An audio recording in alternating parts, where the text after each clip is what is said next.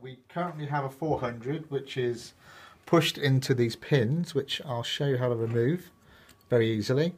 It's a surface mount transceiver, so you can plug them back in with just a little bit of pressure, and then you can program, and you can also use the board as a prototype board if you want to. I'll open up the easyRadio companion software now. Okay, we'll send what we call our manual command section.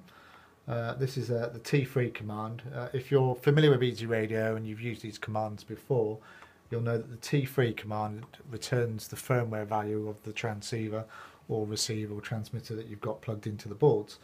So we'll just send that command now. So obviously the board isn't recognised yet, so we'll go up to our RS232 settings. This is making sure the COM port matches the... Correct, yes. We'll try this one. That's it. And then we'll go to select the device. And you'll notice also down here on the screen, it'll actually show what COM port it is. Okay, so we go to send the command again, and then we have the results back. This is for the one over here on the right. Okay, what I'll do now is I'll open up the other another window for the other board that we have. This is telling me that COM12 is already used, which it is for the previous board. What we need to now change to COM11.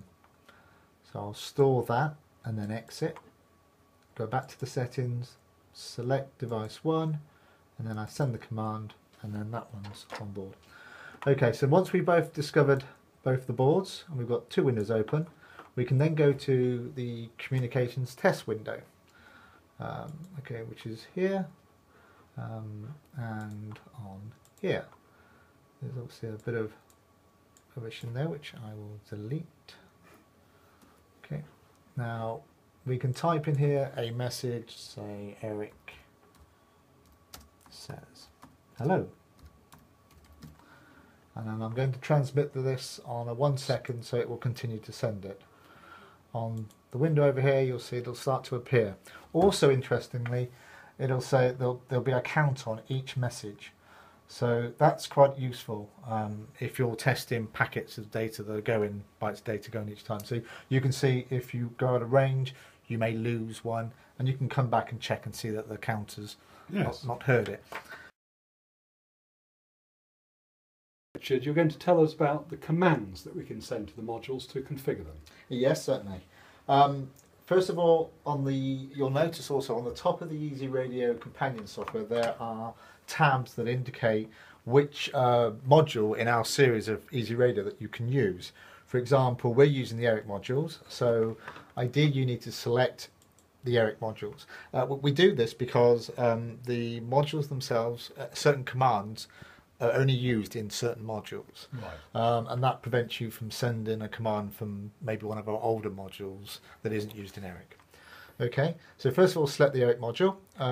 You then have down below that some drop-down boxes that indicate power level, frequency channel, and the baud rate. Now there are default settings on our modules.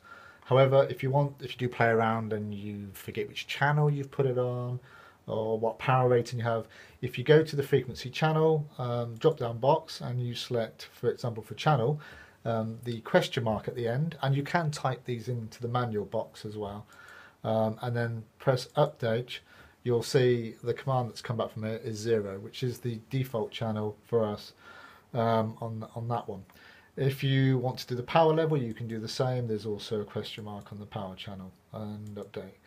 And you also set the power and the channel by the same method. That's correct, yes. You can either do it from the drop-down box, but you'll also notice that in the drop-down box, all the commands are in there.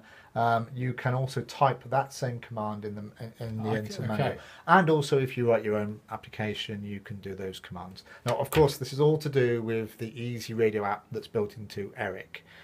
If you write your own software, then it'll be different. But with us, it's using our EROS operating system, and it's run with the ERIC application. Okay, so that's mainly those sort of settings that you can change and configure.